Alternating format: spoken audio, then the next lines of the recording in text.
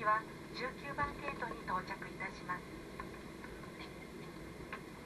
シートベルト着用のサインが消えるまでシートベルトはそのままお締めください。上の棚をお忘れになる際には手荷物が滑り出ることがございますので十分ご注意ください。ただいまからすべての電子機器をご利用いただけます。またお降りの際には携帯電話などのお忘れ物をなさいませんようお座席周りをもう一度お確かめください。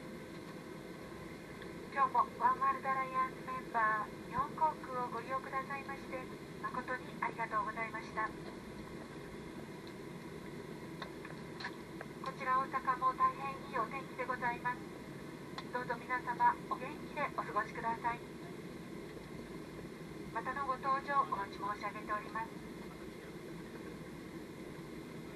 国土交通省厚生労働省からもお願いです。手洗い、アルコール消毒や咳エチケットは感染症予防の基本です。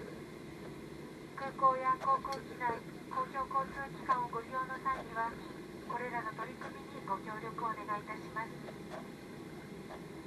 また感染症拡大防止のため到着後は皆様間隔を空けてお降りいただきます。